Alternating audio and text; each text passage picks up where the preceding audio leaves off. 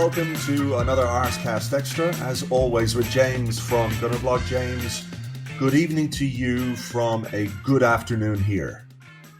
Right, yeah, I had to get my head round that. So where are you now, Andrew? You're in LA, right? I'm in LA, in my hotel room. It's potentially a bit noisy. I can't tell. There seems to be a lot going on around here between stuff outside, and I think a few minutes ago they appeared to be hoovering the room upstairs with, I'm guessing, some kind of industrial suction device, because I literally couldn't hear myself think, and I was a bit worried about it might come out on the podcast. But yes, I'm in LA. Congratulations. I am in Broadstairs in Kent. Okay. What brings you to such an august location? Just the width of all the staircases, I guess. This place, has its name for a reason. No, I'm on a sort of a classic English seaside break, and the weather forecast is rain for the entire week. So I've timed it beautifully. Perfectly. Yeah, it's warm here, but not particularly sunny where we are, which is a bit of a shame. But look, it's very much a first world complaint and first world problem. So I won't go on about it. You've been busy, from what I can see. I haven't been on social media that much since I've been here, but I did notice your rather extraordinary performances at the Royal Albert Hall of all places. I mean, that's basically like getting to play at Wembley, right? Yeah, I guess so, in sort of classical music terms. Yeah, it was mad. I did. So Horrible Histories did a special performance at the BBC Proms, which are like a series of concerts held annually every summer. And it's a huge, extraordinary venue, Royal Albert Hall. It's like 5,000 plus people. Last time I went there, it was to watch Return of the Jedi played with like an orchestra playing the score along. It was very cool. Wow.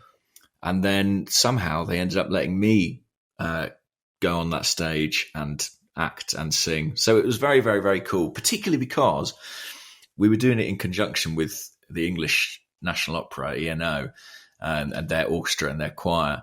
And I'm sure you've been inundated with people coming up to you and saying, oh, thanks for doing the podcast while you're in the States. But I didn't necessarily expect to get that at the Royal Albert Hall. But I had a guy come up out of the orchestra who's a big fan. He's a bassoon player.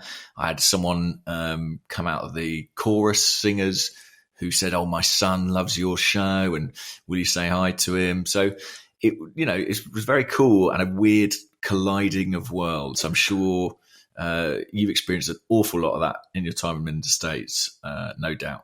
Yeah. I love the fact that there's a professional bassoon player out there who's a big listener to the Arsecast. It's mad, Arsecast Extra, yeah, it is. And yeah, there was loads of that in New York. We were here on Friday night. We went to the event in Union Square that Arsenal NYC put on. I mean, absolutely packed and amazing to see so many Arsenal fans in the city, and meet so many people as well, and just have a chat, a brief chat, because there were just so many people. You're getting pulled from pillar to post in a way, but in a good way, because it's always a pleasure to meet people. And even last night, Tim Stillman got in. I'm here with Elliot as well. Elliot and I traveled down from New York yesterday. We got here. Tim got in. Tim posted a picture. We were having a drink outside. Tim posted a picture, and you know what Arsenal Twitter is like, right? You Sure. could sort of say, like, where is this? And you could post a grainy, pixelated picture of, I don't know, Kylian Mbappe on his way to the Arsenal training ground. Arsenal Twitter can CSI the shit out of anything. They will find it.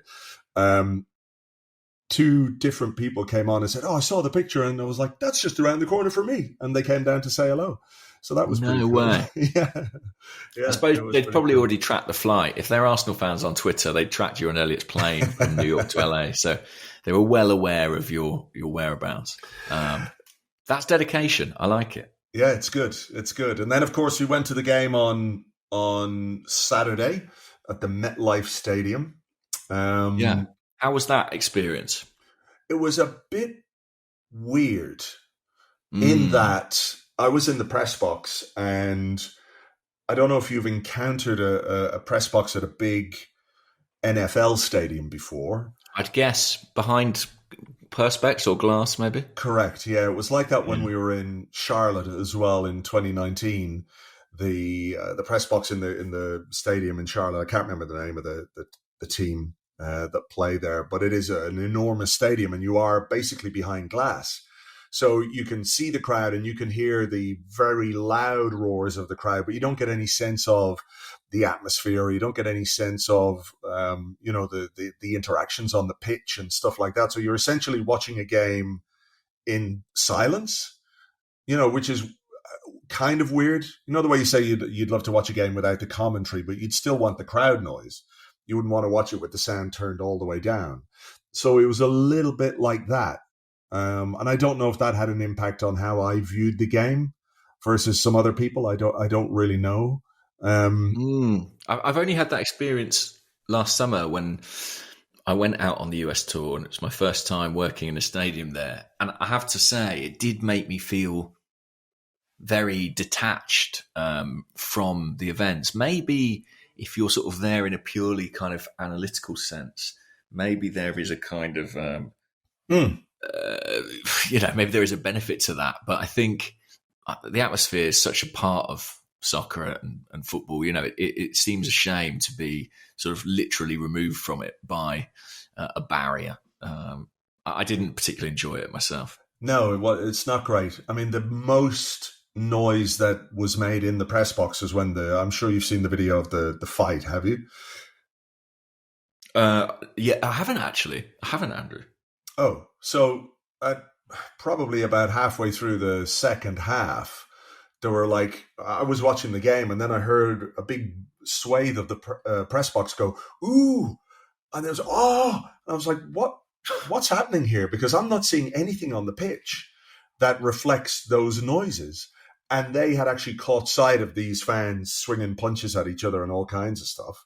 And that carried on for about a couple of minutes, I think, that these guys were throwing haymakers and everything else. I mean, it's absolutely ludicrous. I don't know what they were at in a preseason friendly.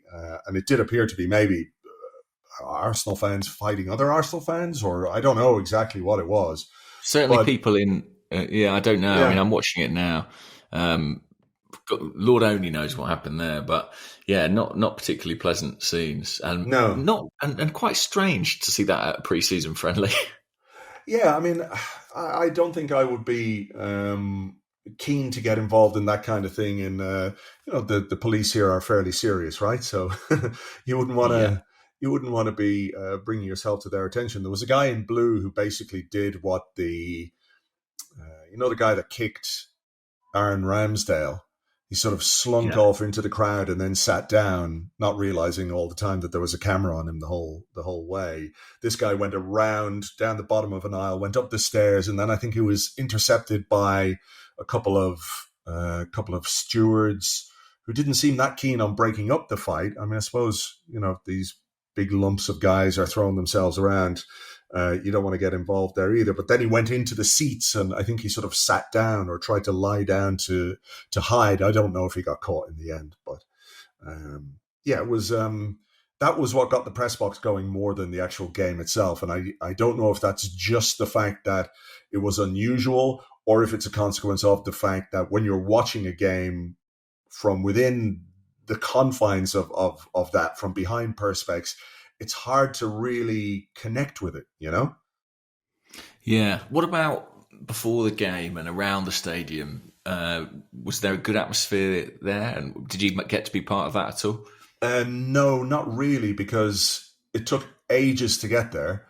We got a taxi, and it took a long time to get there, and we had to sort of go around and try and get to the press entrance to pick up the credentials and things like that. And we'd walked 3/4 of the way around the stadium because of where we were dropped off, and we had to sort of walk around. And we got to a certain point and they said, no, you've got to walk all the way back around the other side, until a very nice lady helped us and allowed us to get through and get there in time. But, there was the tailgate thing, people in the car parks grilling burgers and sandwiches and kicking footballs around. But really didn't get a chance to experience any of the pre-game stuff there.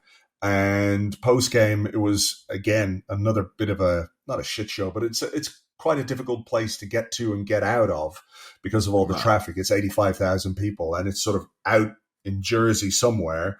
And there is a train, but that train takes you to another train station where you can get a train back into New York or wherever you're going. But it was a strange sort of experience. But I hope a good experience for the people who actually went to the game and were actually in the stadium and in the stands and soaking up the atmosphere and getting to see the team perhaps for the first time. It wasn't a great game. I don't know how much of it you saw. Did you see much at all? I watched the Arsenal YouTube channel highlights package, which strangely skipped over this fight. Sounds like that may have been certainly one of the more dramatic moments. But it happened kind of during the middle of the night here. And as you say, I was working quite intensively last week on a show. So I thought I can't quite brave staying up all night and then going into rehearsals. But yeah, I watched the highlights and I kind of soaked it up through social media, really. I saw people's reactions and assessments. And I mean, I guess it was a chance to have another look at some of the new players, but yeah, not as successful as our outing against the MLS All-Stars, that's for sure. Yeah, so I mean, he did start with a midfield of Rice, Havertz and Odegaard, which I guess is understandable. A chance for him to have a look at it, and he was in the press conference afterwards. He was asked about, I think it was Kaya who asked him about those guys starting together and how effective he thought it was and all the rest of it.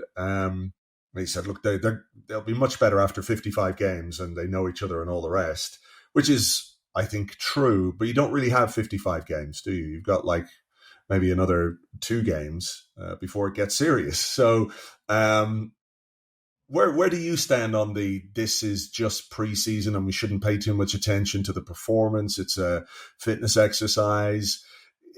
You know, there is obviously a benefit to winning a game like this because you can create a little bit of momentum. Whether you can take it into the season or not is another thing. But also, I suppose there is a benefit, if you want to call it that, in things not working because it does highlight perhaps what you need to do on the training ground and all the rest. Yeah, I think that it's impossible really to talk about it without considering last summer and the fact that Arsenal had quite a strong pre-season and carried that into the competitive campaign. I was looking back actually at some of the teams we picked, the results we got, and it was the third friendly of our US tour where we really clicked. I think we played Everton and DC United potentially or something like that. And they were actually quite ragtag teams at that point in time. The second friendly of the tour, I think the back four was something like Cedric, Holding, Pablo Marie and Nuno Tavares. It was something as makeshift as that. But in the final game, we played Chelsea and we beat them 4-0. And Arteta played what sort of consequently became the team. You know, Zinchenko had arrived by that point from Man City at left back. Ben White played at right back. It was the first 11 that we saw plenty of times last season. Saliba alongside Gabriel, Xhaka in the number 8 role, Jesus up front. They were all there and it all clicked. And from that point on, we were on a roll. We played it again against Sevilla in the Emirates Cup and absolutely smashed them. And that team took all that momentum into the season. So I do think it can be a really positive period, one that can really set you up well, start the ball rolling and, you know, show signs of a team clicking into life. I think what's tricky maybe this time round is I think there is just quite a lot of adjustment to make. I mean, you spoke about the midfield 3. That is a significant evolution and one that, all right, listen, maybe it can't take 55 games, but I don't think it's unreasonable to suggest it's going to take some games. The chances of that just working from the off, as Mikel Arteta has envisaged, seem quite slim. There seems to be an inevitable sort of teething process we're going to have to go through. And hopefully we can pick up the results along the way. But it's no surprise to me that there were some signs of a slight lack of cohesion because it's all new. Yeah, quite a bit of it is new, and I think there was some things that were noticeable in that Martin Odegaard played a bit deeper and Havertz led the press in the way that Odegaard did it. And I don't know if that's what Mikel Arteta is planning for the season ahead or whether that's just something he wanted to have a look at, and where better to take a look at something than in a pre-season friendly against Premier League opposition. I mean, it has to be something that they factored into when they've made their plans for this summer and they've thought about how this team is going to develop and evolve and all that kind of stuff. That if you do basically strip out 2/3 of your midfield and put in 2/3 of it that's new, that there are potentially teething troubles or they're going to take some time to work together. But you've also got to balance that with the knowledge that in the Premier League, when you're up against a team like Manchester City, as we've said, the margin for error, whether it's at the start of the season, midway through the season, or at the end of the season, every single point you drop feels seismic. So how do you think those conversations have gone? Or is it a case that Arteta is confident that with the time he's got left, he's still got the game on Wednesday here against Barcelona, there's a game against Monaco next week, and then there's the Community Shield before the real business kicks in. Do you think he's confident that he can, if this is what his actual plan is, that he can make that work? Yeah, I think he's got a little bit more wiggle room this summer. I think we might have a friendly or two more, which, again, gives him slightly more time to get things together. And as I say, it wasn't really until the end of the tour where Arsenal really clicks into gear, and there's still time for that to happen. Hopefully that Barcelona game isn't in any doubt. Has there been any update on the illness that had plagued Barcelona? Arsenal seem confident they'll be fine to play that one, right? Yeah, that is the line anyway, that the two clubs have been in contact and they are confident that this game will go ahead. Right. And it'll be another really big test, won't it? It'll be a big test for not just the midfield. When you think about the players that Barcelona have and who they could put out in midfield, it will be really challenging for whichever trio he picks. If it's Rice, Havertz, Odegaard again, which I think it probably should be if that's, a big part of his thinking. The more they play together, the more easily these things will come together, and they can make the adjustments that will make it work, because Rice is different from Partey. Havertz is different from Xhaka. Odegaard, we know what he can do. So it's about, I suppose, finding the blend, and perhaps that's why he was trying to do it a little bit differently with Havertz pressing the other day.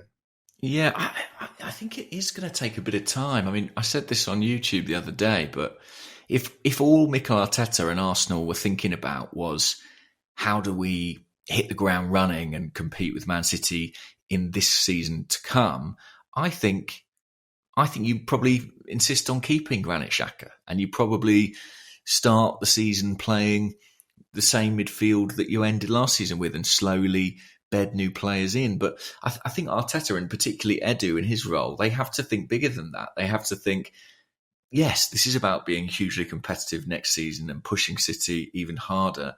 But it's also about how do we sustain that over 2 years, 3 years, 4 years. And some of the changes we're seeing are about getting younger and replacing players who are in their late 20s, early 30s. So I think there's a long-term motivation for these changes, but there's also a short-term pressure to deliver results, and balancing those two things is the challenge for every football manager, for every football club. I think he must have faith, but it's quite nice. Thomas Partey is still in the squad. From the comments Mikel Arteta made the other day, it sounds like he's going to be in the squad for the foreseeable future. I guess that does offer him a degree of comfort, right? It's if a Partey stays, it means he can revert to some things that have worked in the past and doesn't have to completely reinvent the wheel, as it were, from the very get-go. If he starts the season and this isn't showing signs of clicking immediately, he can kind of put the brakes on a bit on the evolution and say, look, we'll stick Partey in there and maybe put Rice in the Xhaka role, and that might be a more how can I put it, a more steady evolution rather than a dramatic revolution of the midfield. Yeah, I think that's fair. And I think, on a purely footballing basis, there's no question that an Arsenal squad with Thomas Partey in it is a strong one, or is a stronger one than one without him, regardless, I think, of who you get in as a replacement. Because when you've spent the amount of money that we've spent, I don't think you're necessarily going to be going out and buying another finished article player. I think you're going to have to perhaps adjust and bring in somebody who might develop into that role. So, yeah, it does give him a bit of a safety net in that regard. Elliot was saying he wouldn't be surprised if Partey started the season.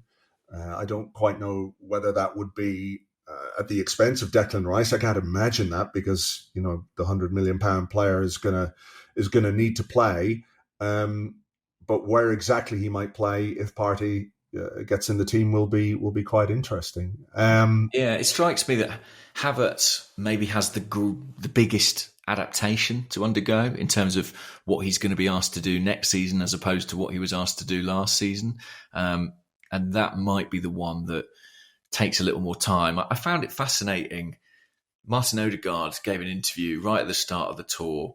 I think it maybe was like a round table thing with a number of journalists, and he spoke about the new signings coming in. And one of the things he mentioned was, that it can take a little bit of time to understand the game model at Arsenal, because Arteta's degree of instruction, his tactical plan is so specific that the players literally take time to sort of learn the ropes, to learn the way it works, the patterns of play.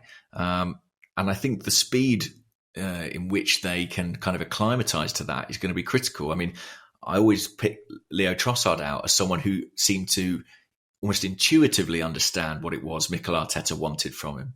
But for some players, let's say Gabriel Martinelli, it takes more time. Granted, he was very young, but it is interesting the speed at which the intelligence the players are going to have to show in order to get to grips with what it is Arteta specifically wants from them. That's the challenge for these new boys.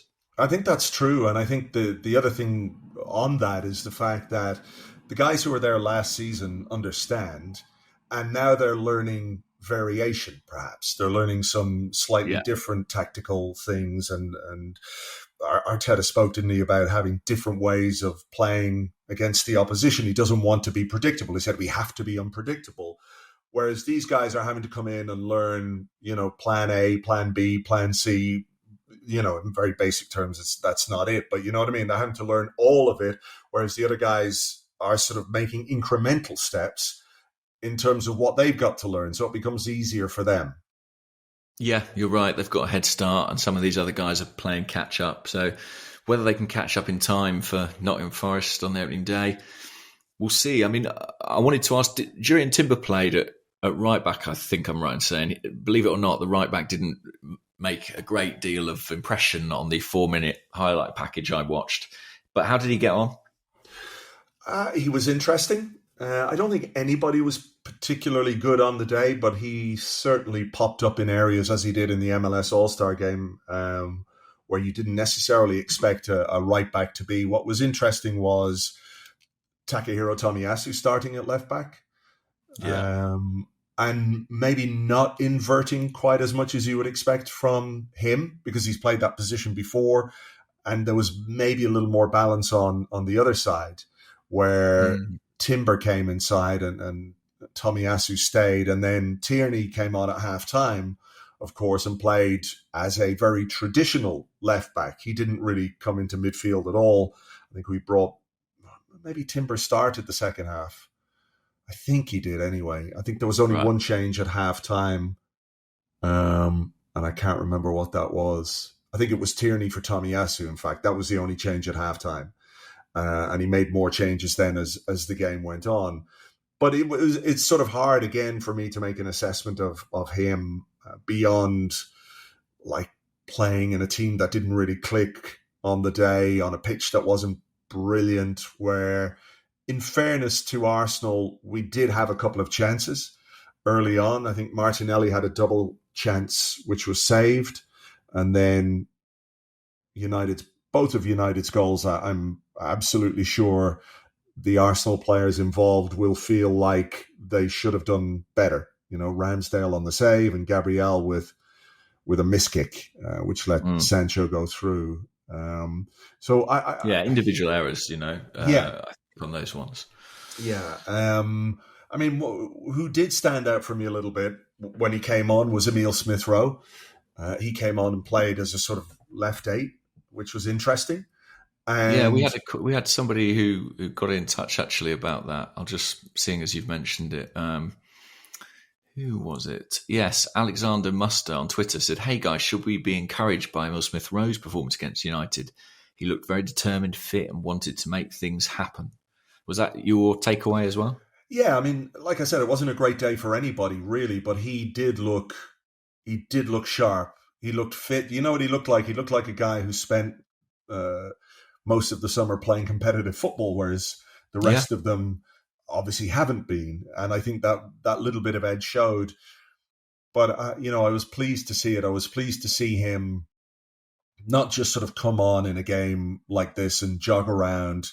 I think he knows he has something to prove. And I think he wants to do that. Maybe I'm reading too much into a 15, 20-minute cameo or whatever it might be. But, you could easily have looked at that and said, yeah, he's just kind of going through the motions here.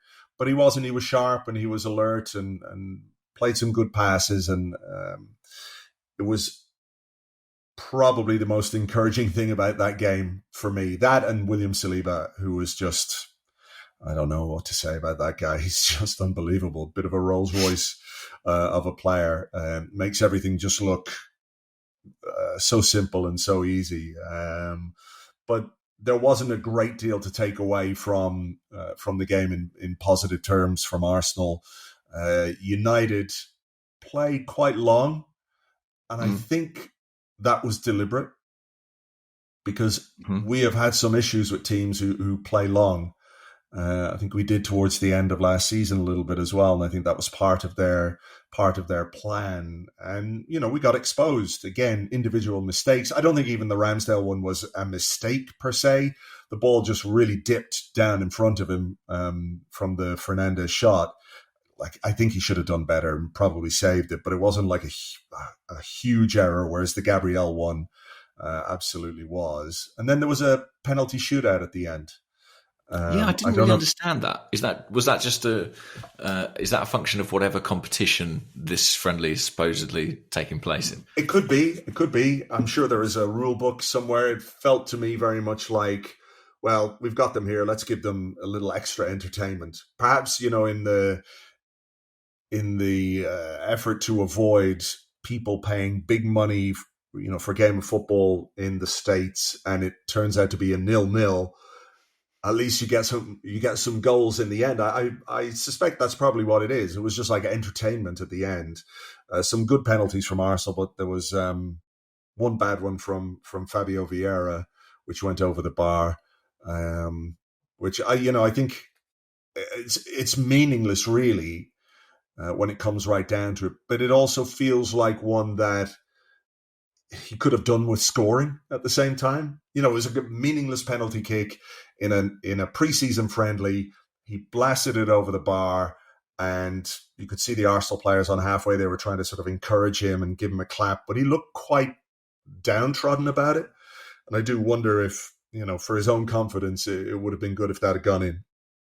Yeah, I mean, we can say it's a pre-season friendly as much as we like, but as you pointed out, there's 80,000 people in that stadium. There's many thousands more watching around the world. And a lot of eyes are on Fabio Vieira because he came here with a big price tag and a strong reputation. And as yet, he's underwhelmed slightly. So I think it could have been a real boost to him to put that away and, be part of a successful shootout. Instead, it's gone the other way. He's a player who needs moments like that to kind of ignite his Arsenal career. And this is an important pre-season period for him because it's something he didn't have last season. So any part he plays could be beneficial. But yeah, it's a shame. He's one of the players who you feel like he could have really done with that going in for his confidence, Yeah, and for people's faith in him or otherwise. Like, Perception, yeah. The perception of him among the fan base, I think, is a little tarnished for understandable reasons. It's a question now of whether Mikel Arteta can get more out of him next season and where exactly he might play as and when he is deployed or picked to play. But like I said, he just looked a bit like, oh, God, I didn't need that today. So, yeah, we'll see what happens. I mean, I'm trying to think, was there anything else interesting? Tierney did a bit of a, like immediately after the game, when the players were sort of clapping the fans and Arteta had come on the pitch, he was taken to one side by one of the fitness coaches and he had to do a sort of half sprint down to the bottom of the pitch for some reason that I can't quite figure out. I guess they were maybe testing something, seeing how he felt after his 45 minutes. Flo Balogun didn't get on the pitch in New York, well, New Jersey, but he, of course, was born in New York. And I'm curious to see whether or not he gets a bit of time on Wednesday night against Barcelona, because Eddie played on Saturday against United, and look, nobody was good. Nobody was particularly good, but he had a poor game, I think.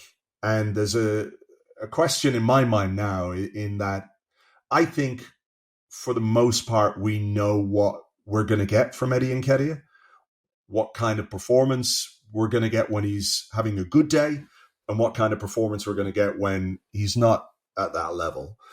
But we're not 100% sure yet about what Balogun can do in an Arsenal shirt in this team in that position. So on the basis of his performance against United, the door would be open to the other plan B striker, if you know what I mean. And I'm really curious to see if Balogun does get minutes against Barcelona. Yeah, I'm curious to see as well. I think from what I heard today, it sounds like oh, hang on. What am I going to say here? What time do you think this podcast will go out, Andrew? It's going to go out almost as soon as we're finished. Right? Yeah, after 10:30. Yeah. Okay, in which case, so there's a 10:30 p.m. news line coming out. So there's some reports this evening that Balogun didn't train with the main group today, that he was doing individual work with one of the Arsenal coaches. So right now, his chances of featuring against Barcelona, I guess, aren't the best. I don't know why he was doing that individual work. I don't know if he's got an injury problem. Zinchenko was doing individual work too, by all accounts, and that was a fitness thing. So it could be that he's carrying a fitness problem that might preclude his involvement. It could also be that Arsenal are in dialogue with Inter Milan or somebody else about a deal, because, the window is ticking on and Arsenal have got to get a few out the door. And he's one where I think there is at least a market for him. I mean, there is probably a bigger discussion to be had, isn't there, about the centre-forward position? If he does go, and if you continue to get what you're getting from Eddie, I know that there's Jesus, I know that there's Trossard, I know that Havertz can play there, but I don't think that's the plan, really, for him to play there. You could position him further forward in certain games, but I do wonder if,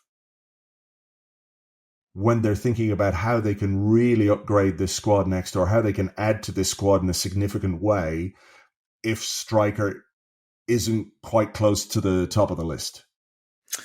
Yeah, I agree with you, actually. It would be for me. I don't get the sense that Arsenal see it as much of a pressing need. But I do think there will be a signing in that position in the next 12 months? 12 months, maybe. I just don't know how many dominoes have to fall for that to be the case. My gut tells me that it would probably require Eddie and Balogun to go this summer for them to do it. But if I was in charge, if I was sat at Edu's desk, it's definitely something I'd be looking at. So with the game on Wednesday, just looking ahead very quickly to that before we take a break, is there anything in particular you're looking forward to seeing or looking to see from Arsenal beyond, let's say, just a better, more cohesive performance? Yeah, that would be nice for a start. I mean, I think for me, it is all about that midfield. I'm just fascinated to see. I've sort of earmarked this Barcelona game as the game where I think I want to sort of see what sort of shape we're in, because we'll have played Nuremberg, we'll have played the All-Stars, we'll have played United. Most of the players are now with the squad, not too many injury concerns. For me, this is a bit of a litmus test. And even though it's a friendly, I don't really care about the score, but I do want to see some signs of comfort, on the pitch, of understanding, integration. And even if it means kind of taking one step back to go forward by, bringing Partey back into the 11, or, just reverting to some of the stuff that has worked for Mikel Arteta previously, I think this is about the time that he needs to do that. So, yeah, all eyes on the midfield, really, because I think as much as we all accept that it was the right time to part with Granit Xhaka, and I think as much as we all recognise his limitations in that position, whoever Arsenal brought in would require some adjustment and maybe a bit of kind of growing pains, and we might have seen a little bit of that against United. So it would be fascinating to see, quite how quickly we can progress from there. Is there anything other than that you're looking for? No, I'd like to see that midfield trio again, just to give them a bit more time. If Balogun is involved, that would be really interesting, I think. It would. I mean, I don't see him starting. Gabriel Jesus didn't start against Manchester United. He came on second half and did all right. But I think they'd obviously looked at the Barcelona game as the one where he's going to start. If Balogun does get on, if he gets a run out in the second half against Barcelona, that would be interesting too. It sort of feels like if he doesn't, it could just be an injury, right? Could be just a small aggravating injury which is keeping him out. Yeah. But this is where his chance was, in a way, to show that he could contribute. So I will keep an eye on that and see what happens, and obviously what Mikel Arteta does with his fullbacks. He didn't start Kivior. I don't think Kivior even came on against United. So whether he goes back to Kivior, I think the decision to start Tomiyasu on Saturday was about getting minutes into his legs after the injury. So they played him for 45 minutes and took him off. So maybe they might play him again. Mm-hmm. And the Ben White Timber battle on the right-hand side commences, which is a really kind of fun and exciting one as well, because of the way that they both play. Like, it was noticeable that White stayed wider and higher up the pitch than Timber did when he came on. Is he, obviously plays as an overlapping fullback much more than we've seen from Timber in the last couple of days, or the first couple of games that we saw him in. So, I'll keep an eye on that, and fingers crossed we get a better performance, and the result, isn't a be all and end all, but a much better performance would be encouraging ahead of the last couple of games of pre-season. You in the press box again? No, not this time. There you go. So hopefully soak up a bit more of the atmosphere and get more of a flavour of the game in the SoFi Stadium, of course, owned by Stan. So I presume Stan and Josh, etc., will be there. You'd imagine so. Yeah, you'd imagine so. So, got to put on a show in front of the big boss, Exactly, yeah. We'll be taking this one very seriously. Yeah. All right. Well, look, we'll take a little break here. We're going to come back with your questions and more in part 2 right after this.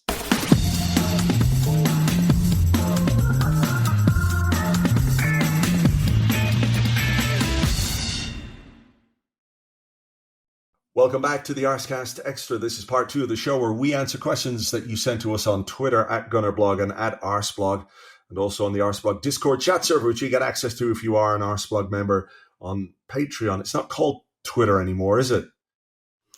No, it's called X or something, right? Stupid. It's the stupidest fucking thing I've ever heard. X. It's called X because it was formerly a good website.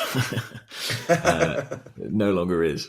Oh my God, it's ridiculous. Imagine like having a brand where, you know, the actual name of a brand is basically a verb that people use and identify with in a very serious way. And then you like just change it to X.com because you paid $1 million for the domain name a few years ago and you need to use it. Well, I think the particular individual involved has got kind of a history of acquiring other people's IP and sort of rebranding it so it looks like his own.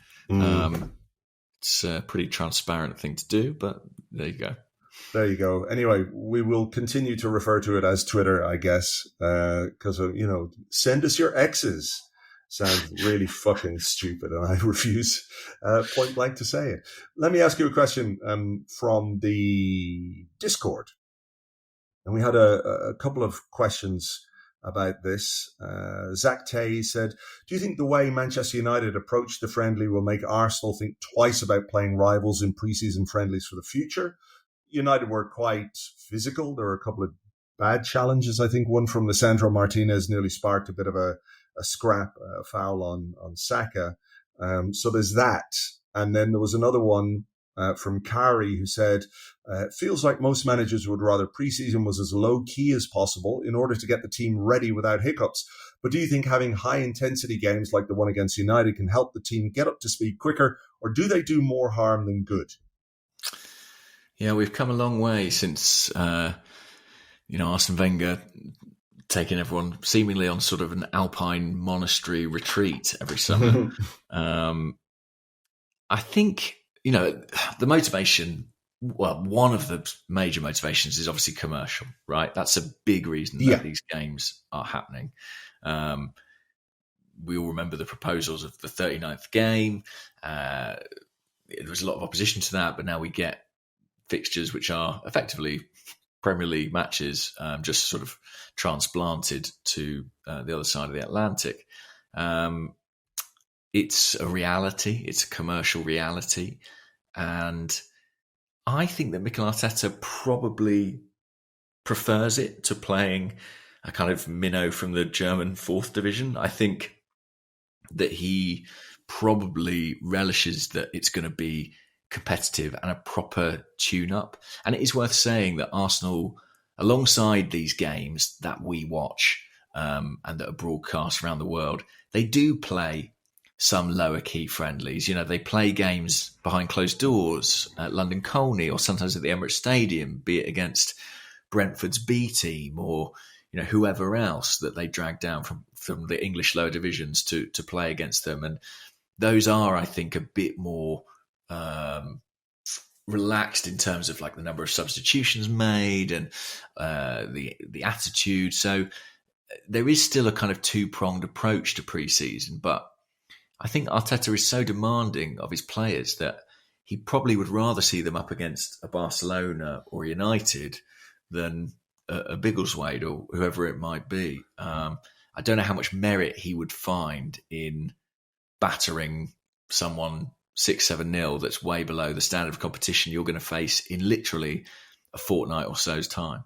Yeah, I mean, I do understand that, and I think that's right. I just wonder if maybe if you are tweaking things, does it allow you to not play the game as a training exercise per se, but sort of, to use it as precision for the way that you want to play those routines and drills that you've done on the training ground? Can you execute them more easily against a team that is of a lower standard? But maybe you learn more from defeat. Maybe you learn more from a side that knows you well as you know them, and perhaps tries to exploit some of your weaknesses, as I think United did. They got a little bit fortunate the other day. So I think it is probably more beneficial, as you say, than playing Dicklington Rovers. But I think there's also a fear within the hearts of supporters, that a cynicism, maybe a cynical fear that, like, okay, here's a game in pre-season. Can we kick one of their best players out of the game for a few weeks. I'm not necessarily sure that's the way that footballers think, or other football clubs or football managers necessarily think. Not all of them anyway, but I think as fans we worry about, Lisandro Martinez fouling Bukayo Saka, and Saka gets an injury for a few weeks. We are absolutely apoplectic with rage because we are convinced that he did that deliberately, to hamper Arsenal or whatever it is. But if it was just a guy from, a team that doesn't play in the same league, you probably don't jump to that conclusion.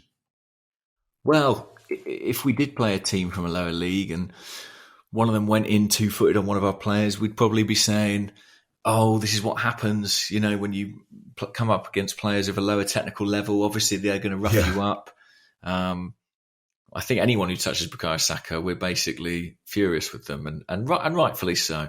But I have to be honest and say, as a fan, I don't like us playing against Premier League teams in pre-season. I see that all year round. I'm much more excited about the prospect of a friendly against Barcelona than I am of one against Manchester United, Yeah, for sure. Me too. I really don't like playing other English clubs in pre-season, but like you say, it is a commercial reality, and there is probably sufficient, what's the word I'm looking for? I can't remember the word, but there's probably enough for Mikel Arteta to take from it as a way to gauge his own team at this point of their pre-season preparations, based on what he knows about us as a team, what he knows about Manchester United as a team. That probably gives him reasonably handy markers for what he feels he needs to do. Yeah, I mean, it does put a pretty interesting complexion on it when you consider that we actually play United in the Premier League in about 5 weeks' time. Right. I can't help but wonder, a manager who thinks as much as Mikel does about the game, would it be anywhere in his mind to sort of not reveal his whole hand a month before you play a team in the Premier League? I don't know, but it becomes a consideration, doesn't it, when you're up against a side who you're going to face in just over a month? Yeah, perhaps there was an element of that to it. I'm not saying he sent them out to lose, to lull United. No. I know that. But I don't know. I mean, do you look at it as a training exercise? Do you say, well, let's try this against United. If it works again, if it works, we'll use it again down the road? Do you say, well, let's not play, this player because I'm planning to use them in the Premier League and I don't want United to be studying this video and analysing us to death over the next however many weeks? There's a lot to consider in Arteta's position there. I think so. All right, your question.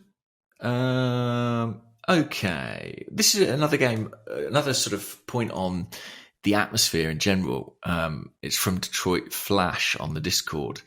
And they say, I had the pleasure, in inverted commas, of being at the game Saturday. I'm not panicked at all. It's an exhibition. My biggest issue is with the venue. The stadium blared music throughout the pre-game, which meant any singing and chanting were drowned out. The stadium announcer clearly was looking at both team names for the first time, leading to some hilarious pronunciations, and they called a yellow a caution card. Should the teams bring their own operations staff along to these tours to give the fans an authentic experience? My 8-year-old son was disappointed it wasn't like he hears on TV at the Emirates. I don't know. I mean, I didn't hear any of those hilarious mispronunciations, so I can't really comment on that. I hope he called Harry Maguire Harry Magoo. That would be good. I think you are at the behest of where you're holding the game, because we happen to be talking to a guy in the press box who worked there, and it's his job to do a very specific thing in there when there are NFL games on. But he was then doing the same job for a game of football, a game of soccer. So I just wonder if contractually you are obliged to use the staff that are in situ. I just don't know if you can reproduce the authenticity of an actual home game, a Premier League game, a game at the Emirates Stadium, anywhere other than there. And I'm not sure you necessarily should either. Yeah, I do get where what was the name again? I can't Detroit remember. Flash. Where Flash is coming from in that sense, but I just don't know if it is replicable because of the context, because of because of just the way that sport is slightly different in different countries, or the way that it is perceived in different countries is always going to be different. You're always going to have that variation. So I don't know if they're going to bring over like the Arsenal Stadium announcer next time they're in the States, or if they're in the Far East, or if they're in Australia, or wherever it might be. I just don't see that as something that's going to happen. There's only so many seats on that plane, ultimately. Yeah. And I think where I sort of agree with you, and I sort of feel bad saying this for our listeners and the fans stateside, is that I'm not sure you can replicate the authentic Emirates Stadium, North London experience. And I sort of think that's probably quite important that you can't, and it's what makes the home games special. It's the element of, as much as you want to talk about the importance of pre-season, how you don't want to lose to Manchester United, all the rest of it, it is, at the end of the day, though, a result that doesn't go down in the history books in any way. This is not a competitive fixture. It can be a competitive game, but I think when you're actually within a competition itself, there's an element of jeopardy to what's happening on the pitch. Because we can sit here and we can say, well, we lost, we didn't play well, we made some mistakes. This is what we go and fix. This is how we improve on that.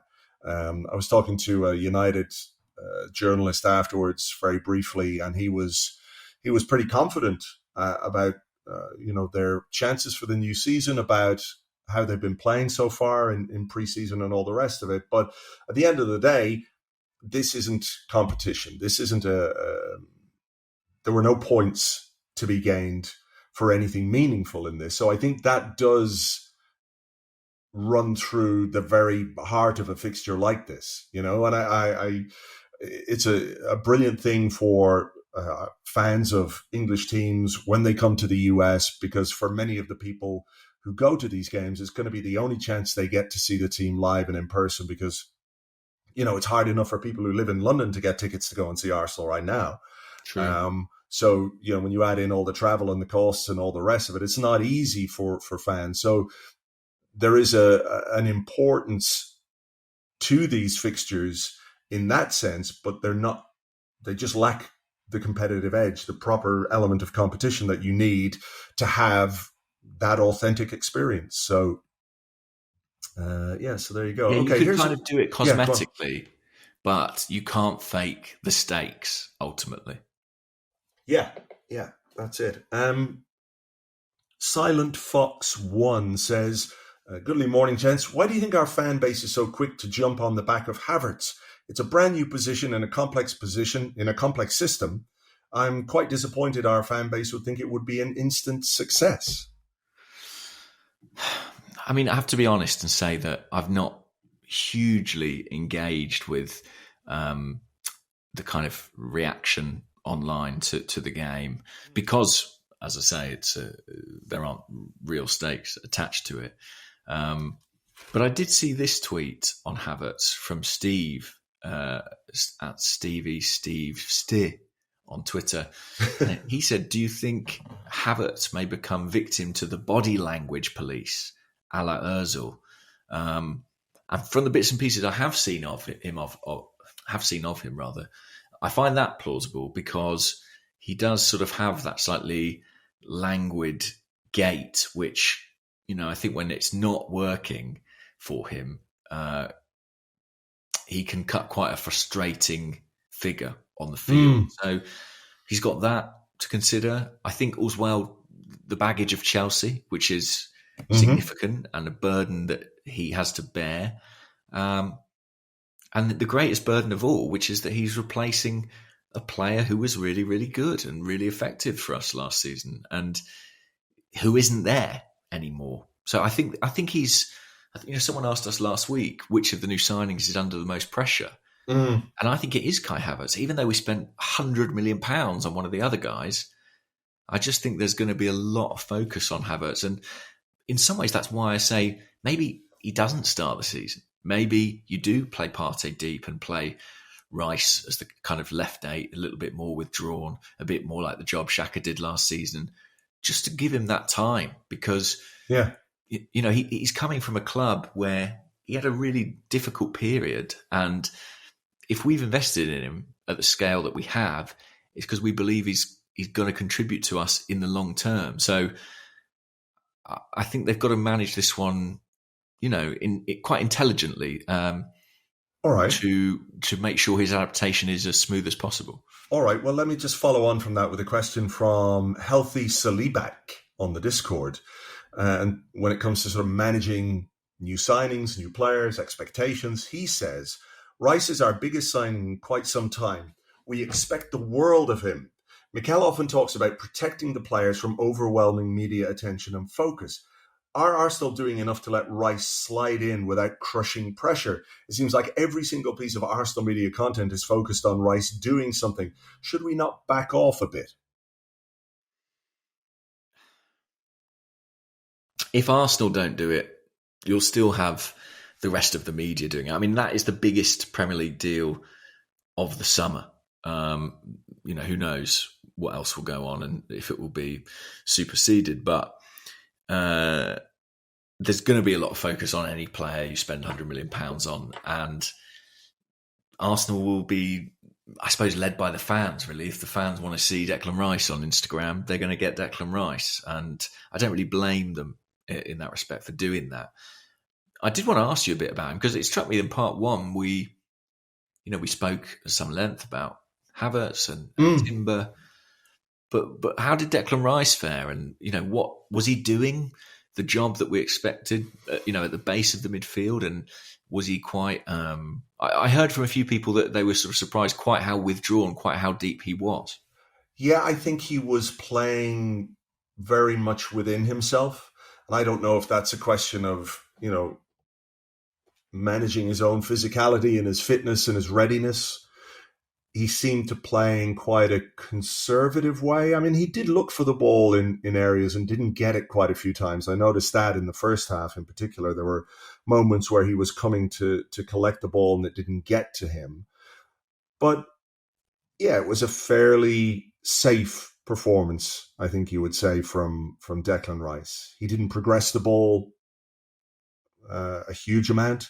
He certainly didn't carry the ball in any significant way. And that might have been the way that Manchester United set up. But I think also it was just a player starting his first game for a new club, as we've said, in a system that has taken some of the players a bit of time to get used to.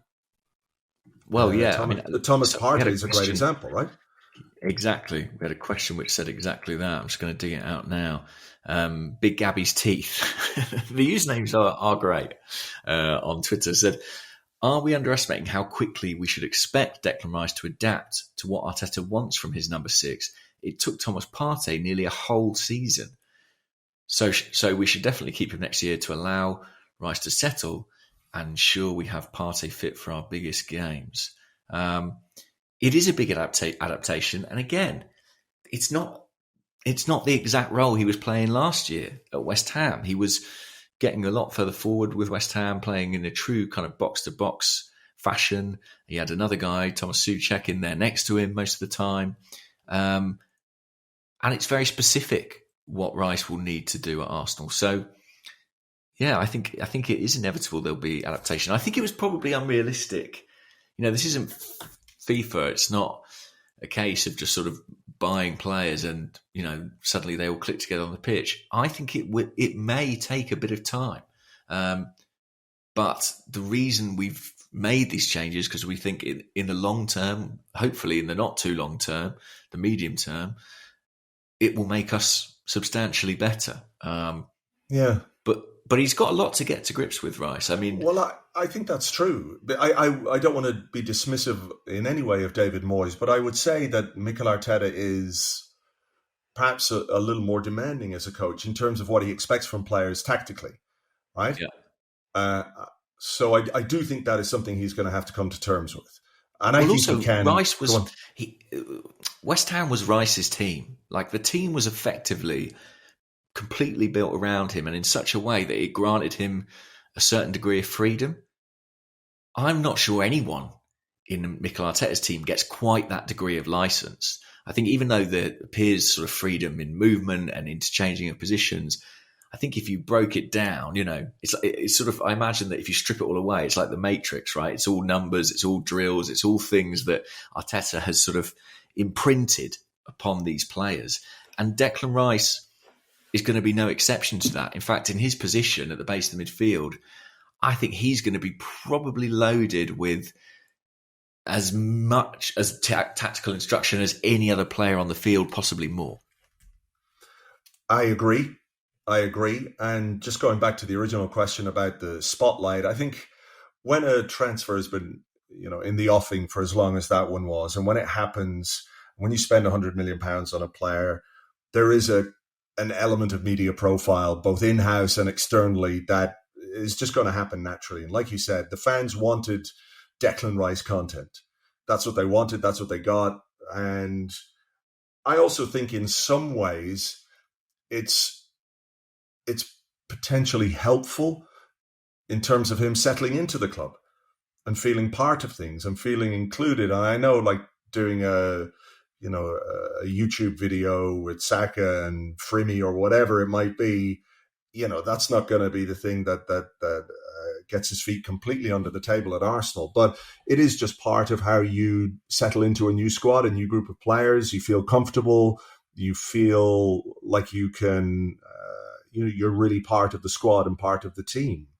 I'm sure the £100 million transfer, does that too. But it doesn't he doesn't strike me as the kind of guy who is going to be like, I'm a bit in the spotlight here.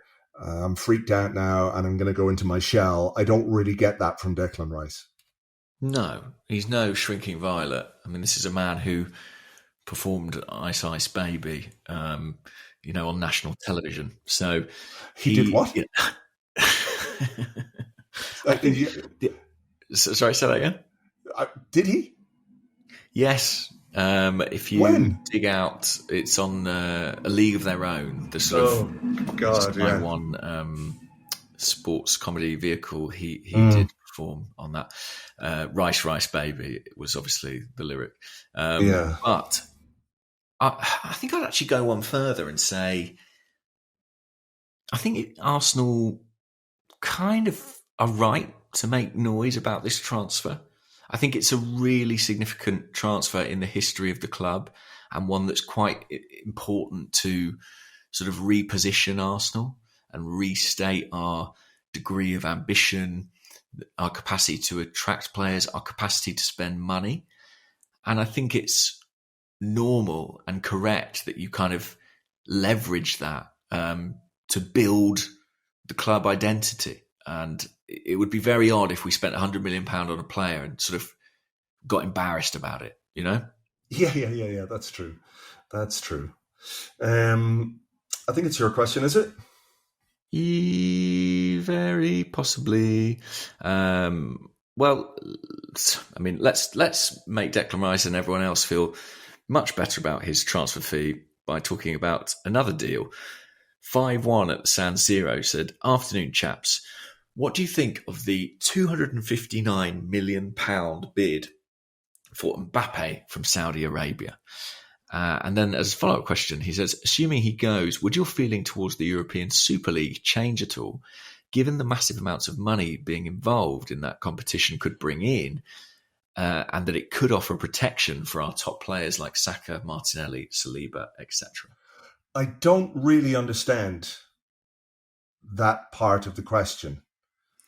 Like, I don't know what. I guess what he's suggesting is that does the threat of the amount of money being spent on the Saudi Arabian League make you reconsider your attitude to the European Super League because it might offer some modicum of financial protection from the Saudi Arabian League? Yes. Yeah. No. I'm finding it difficult to draw a line between those two things, to be honest. As for the story, I mean, I've only seen it briefly on Twitter, and maybe you know a bit more about it than I do.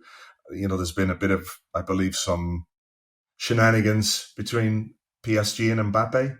Like I can't remember exactly what's been basically said. he said that he's not going to sign a new contract. His contract expires in a year. And so the Saudi League have come up with this extraordinary offer where they'll pay this extortionate fee and sign him to a 1-year contract that would enable him to still join Real Madrid as planned next summer. It's kind of crazy. I mean, kind of. It's completely insane. It is completely insane. 259 million. Right. I'm saying it sounds so ludicrous that I'm like, have I even got that right? I think that's it. I think that's what I read. Yeah, I read the same thing, and it's just, I'm not surprised, but it's also just absurd that this is out there, and I don't know if it's going to happen. I don't think Kylian Mbappe is going to go to Saudi Arabia for a year. Do you? Well, they're offering to pay him something absolutely absurd, aren't they? Like hundreds and hundreds of millions for 1 year. But what age is he? He's 24. Is he? Kylian Mbappe is 24. I don't even know if he's as old as that, Kylian Mbappe. He is 24, correct? Yeah. I mean, I know money talks, and that's an outrageous amount of money. Fabrizio Romano has reported, they would pay him 200 million euros for one season. 200 million and euros. They believe that his income could get closer to 700 million euros a year with commercial arrangements and image rights. I mean, that as well as 200 million basically tax free, right? Yeah, I mean, he's getting close to $1 billion. I presume PSG have said yes to this. Believe it or not, PSG have shown that they may be open to this deal. Right, that is a surprise, yeah. Because the belief is that Mbappe has an agreement with Real, to go there in 12 months' time. Yeah. And for PSG, this presents an opportunity to recoup some money on a player who they otherwise could well lose for nothing. I mean, I have zero sympathy for PSG, obviously.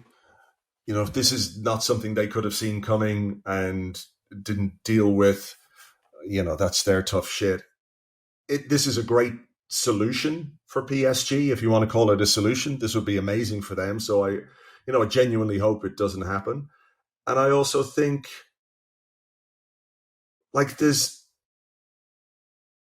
enough money in the Mbappe bank account already, I think, for him to, I can see what the Saudi Arabian League is trying to do. And as I've said before, when the Premier League has been the biggest and richest football league in the world, when somebody else tries to match that or buy, not credibility, but buy players who can increase the level, why shouldn't they?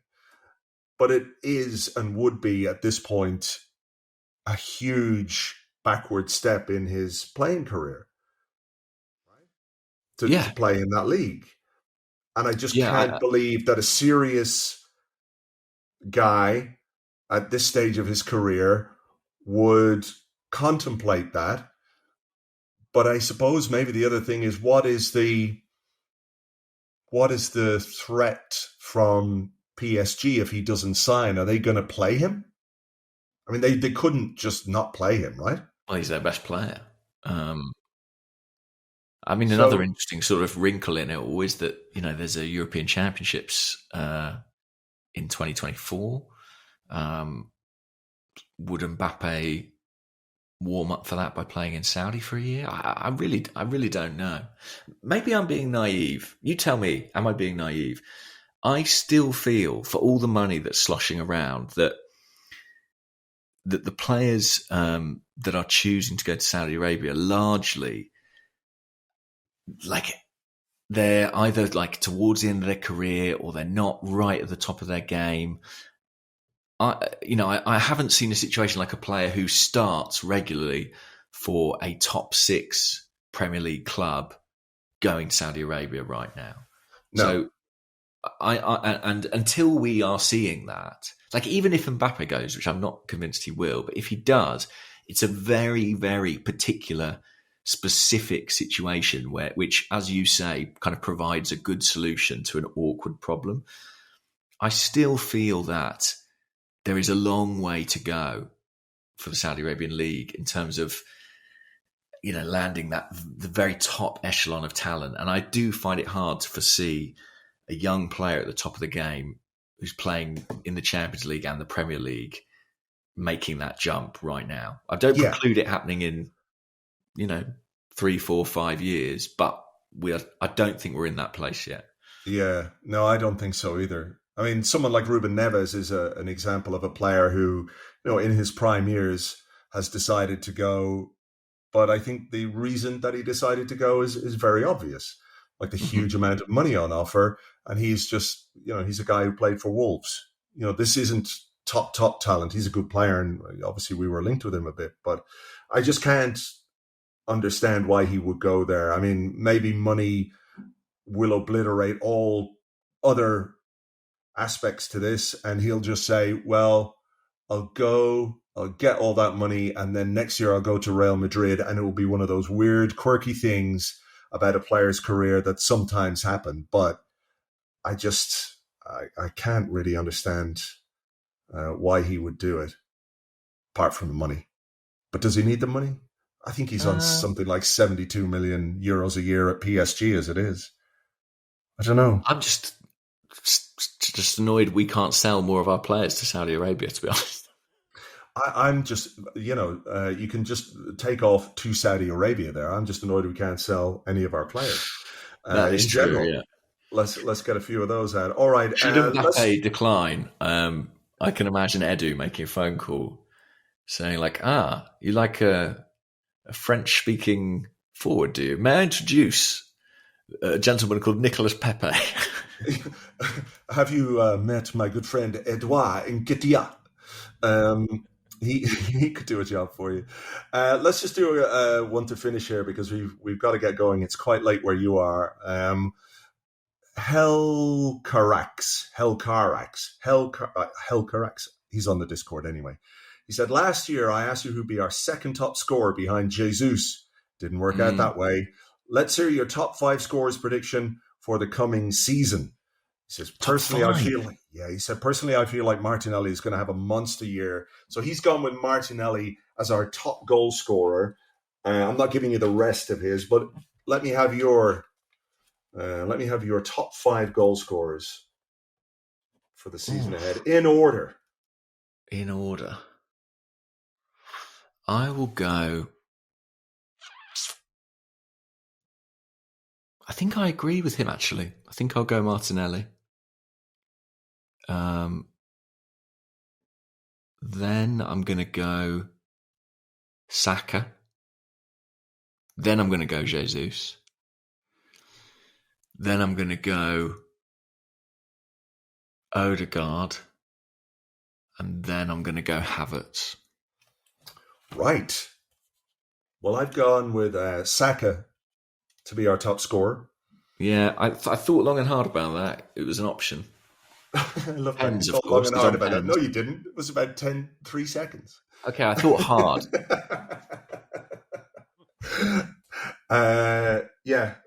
I've gone Saka first, then Jesus, then Martinelli. I feel like Jesus is going to have a season. I don't know why. Okay, I like that. Martinelli third, Odegaard, and then I just put down Trossard. I forgot he existed briefly, but yeah. There you go. So I think Saka's a good shout because of the penalties, to be honest with you. And also he's going to play 80 games. So yeah, he's going to play every minute of every game. Actually, there was a question from Lewis Leddy on the Discord as well. He said, do you suspect Arteta will change penalty kick duty for next season? Do you find it interesting that Odegaard was the first to step up during the penalty shootout? And I didn't really find it that interesting because he's the captain and Saka had gone off at that stage. So I don't think we're going to see any change in the penalty taker. Took a decent penalty, though, Odegaard. I mean, Jorginho scored a couple in this pre-season, hasn't he? Skippity hoppity. I mean, his record's very good. If he's but will he be on the pitch enough? That's the question. That is it. I think Saka. I think he'll want to take the next one. Sure. Especially after the West Ham miss. I think he'll want to put that right. He's shown that character before. I think he'll want to do it again. I think so. All right. Well, look, we had better leave it there. We will have a podcast for you on Thursday. Myself and Andrew Allen will talk to you a little bit about what happened in the game against Barcelona, which is taking place Wednesday night. So because there's the 8-hour difference in time, it'll probably be evening time on Thursday for a lot of you guys over in the UK and Ireland when we have that. But we'll have a podcast for you on Thursday. We'll talk about the Barcelona game and all the rest. For now, though, we better leave it there, James. No plans to do Radio City Music Hall or Sydney Opera House between now and the next Arsecast Extra? Maybe next year. All right. We'll leave it there. Thank you, folks. We'll catch you on the next one. Bye-bye.